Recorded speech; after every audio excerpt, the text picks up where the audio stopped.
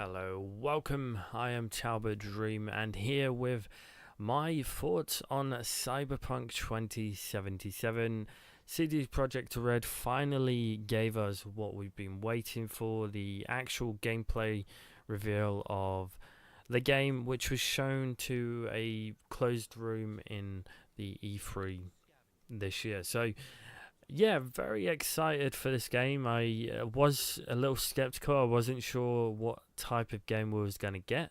I didn't know how CD Projekt Red were going to handle this kind of genre because, I'm only used to playing the Witcher series. So, coming from a sort of fantasy medieval lore world and then coming into a cyberpunk world, I think they've done a good job from sort of going into a different genre. This is definitely something I was impressed by. Now, there's a couple of concerns which do worry me, and I think these have already been answered already. There is going to be harder enemies to fight. You are going to get this same sort of situation as you had in Witcher, where if someone is too powerful, you won't be able to take them down until you have the right gear for it, or you basically get lucky essentially, or use tactics to your advantage. So this gameplay reveal was to basically show there's a lot of features they basically enable to show off what kind of features are going to be available in the game when we do finally get our hands on it. Now, I will discuss when I feel the game may potentially come out. We haven't got a solid release date yet, and I'm sure we're probably going to be waiting maybe late 2019, maybe early 2020 at the max. I can't see this game coming out anytime soon, but I'm completely fine with that. Take your time with this CD Projekt Red and do it justice, because I know you've been working on this for years, and this is something you guys clearly cherish and love and have a lot of warmth towards. And I really do like the cyberpunk genre. Other games have done it really well, and the previous game I've just completed, which was a cyberpunk-esque kind of game, was Observer, which I thoroughly enjoyed, to be honest. It's quite a good game. But this just really blew me away. This is an open world RPG. I've not mentioned that already, which is crazy. But this is an open world RPG, and they do call it an RPG first person. Now, they don't want to place the name first person shooter because they feel their game is more than just a shoot 'em up. So I completely agree with that. I understand why they are naming it as not a first person shooter, because they don't want to have the same sort of cliche tag, basically labeling it the same as like Call of Duty, Battlefield, other various shooters as well, Rainbow Six Siege. They don't want to get the same sort of category base, and I understand that, completely agree. This is an RPG. It's definitely a very fulfilled RPG. You've got many elements in the game, so many different mechanics, which really blew me away. I mean, just even the fact that this is first person through the whole actual game, it's really nice, and it's gonna definitely make you feel more immersed, and you're gonna be in the action.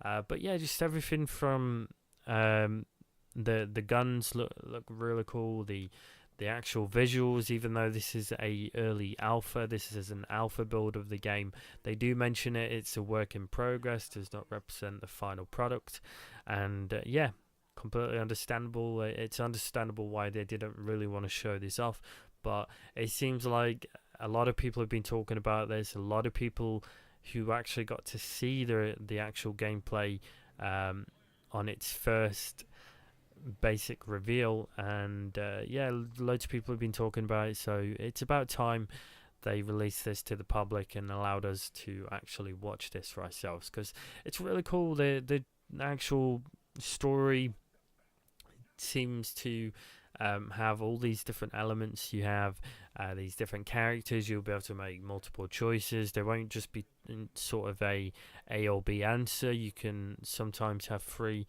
options to basically go back towards someone and sort of interact with them, and that can completely change the story quest and completely change how the quest and the missions play out.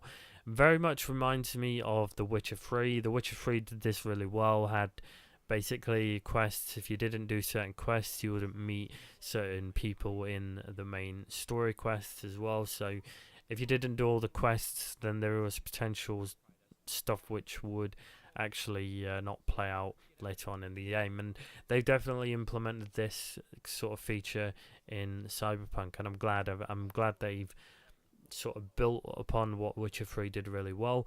And the other cool thing about this is the world is persistent. There is no actual loading screens. I don't know if this is going to happen in the final product, but from what they're saying right now, their aim is to... They tried to do this in The Witcher 3, unfortunately, because of how big The Witcher 3 was in terms of the maps and the map size and the scale. They had to basically portion it off into different sections. So there was sort of minimal loading screens, but once you got into that certain map area, there was no loading screens. There was, other than cutscenes, there was no loading situations, and you'd just constantly be on the move and free roaming around the map. Now, I'm not sure how the cutscenes are going to play in this, because the cutscenes seem they seem to be just completely built within the game engine. It doesn't seem like these have been sort of CGI edited and imported into the game like other games have done.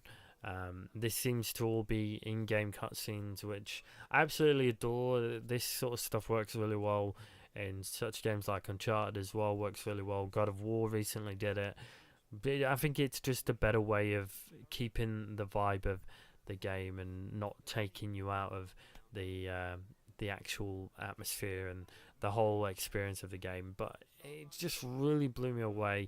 A couple of things which I did notice as well. They mentioned about this being the most amount of civilians or NPCs and stuff which are completely just flooding the streets as well.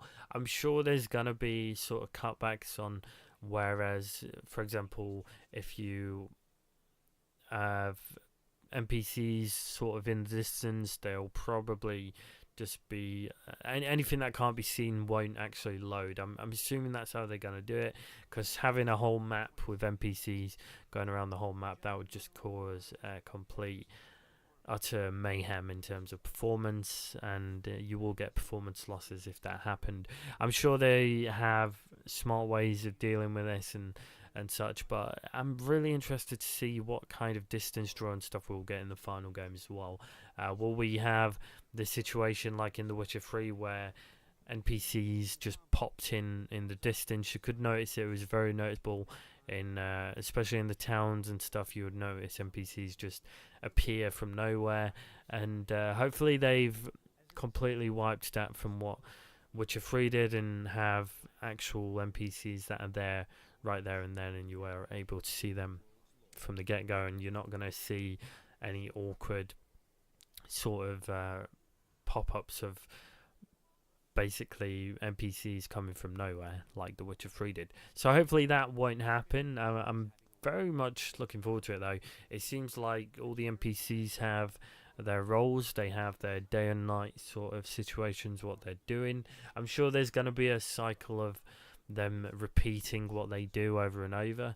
I'm not expecting them to, you know, go to a job and stay at that job at such and such time and then come away and go home sort of thing.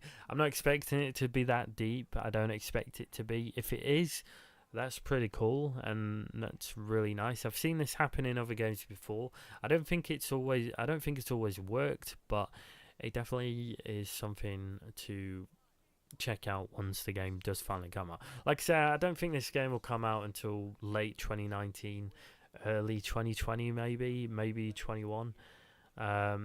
You know, if they brought it out in 2020, I could possibly see that. They could probably tie that into the lore of the game and do something really cool that way.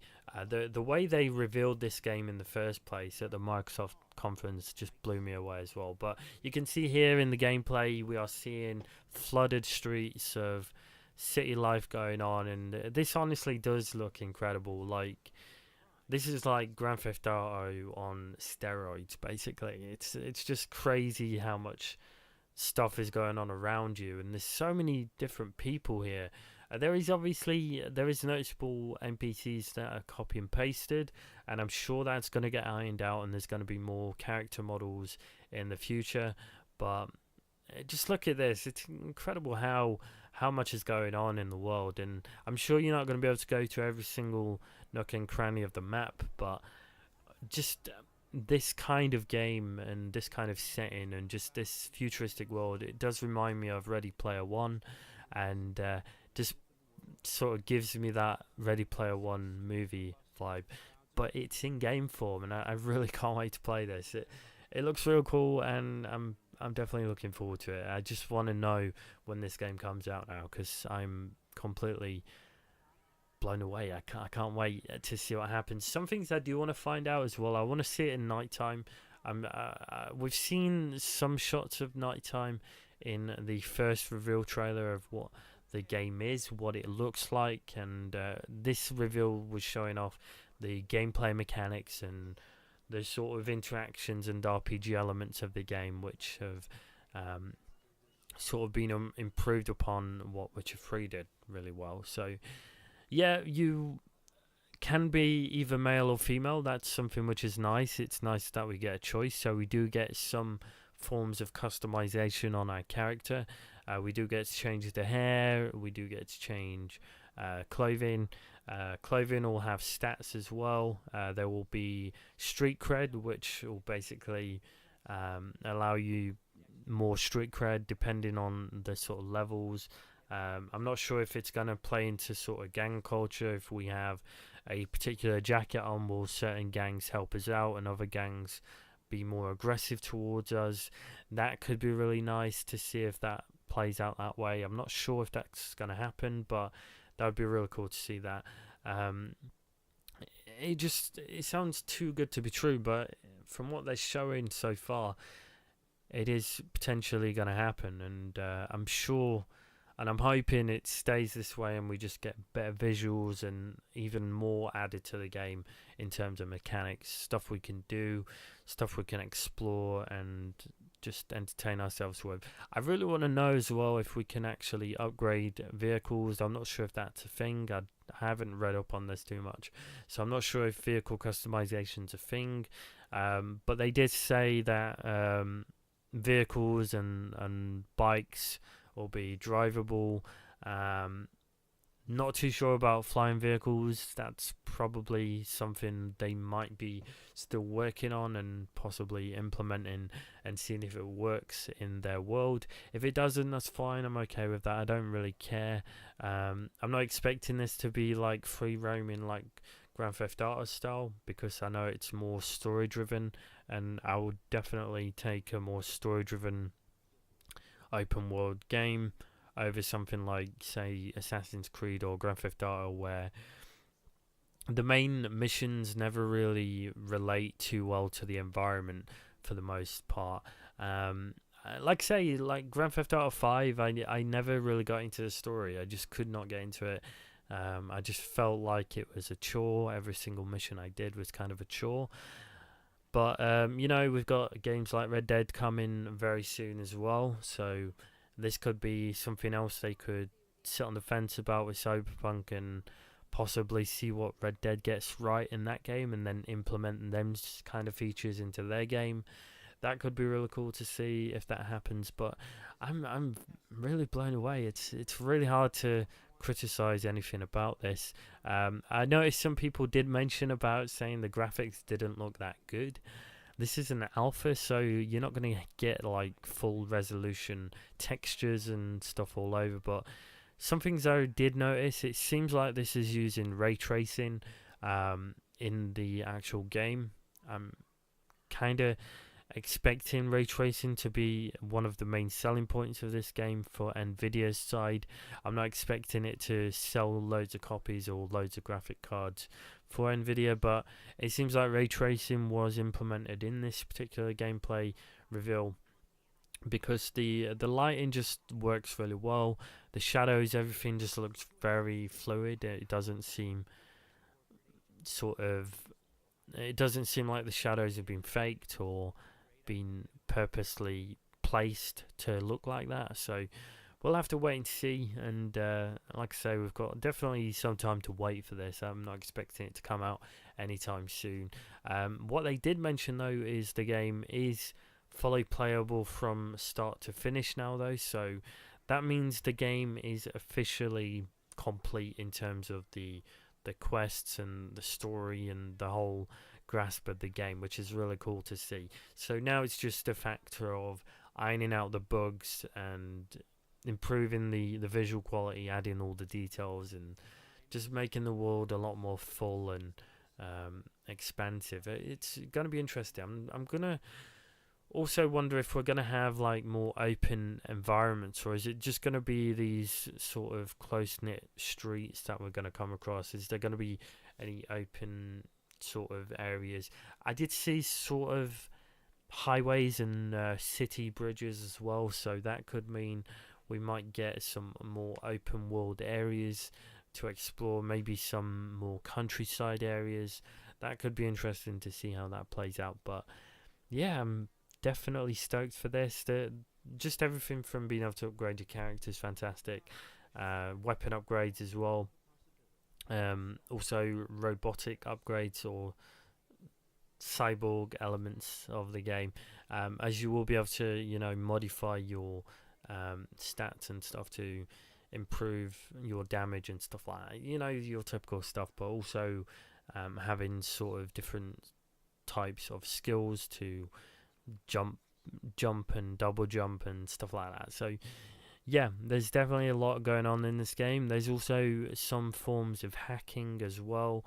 There's different kind of classes you'll be able to modify yourself into. So there's a gadget focused sort of class, I believe. There is the hacking style class as well, and then there's the engineer style class. So I'm not sure how these things are going to play out, if you're going to be able to do them all, if you'll have, for example, in Witcher 3, where if you took certain skills and improved on certain skills, you would basically not be able to fill the whole skill tree to basically be god mode.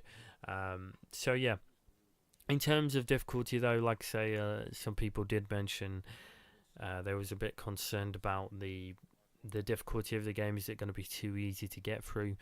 I don't believe that. This is CD Projekt Red.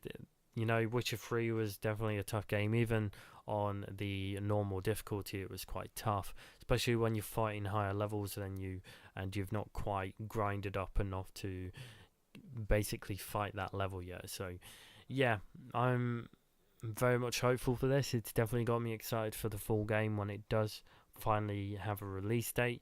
I'll definitely be staying tuned with this though, and give my thoughts on the game when it does officially come out. But like I say, I can't really see this coming out anytime soon, but we'll have to wait and see. Anyway, that is CyberPunk 2077, my thoughts on it, and I'll catch you very soon.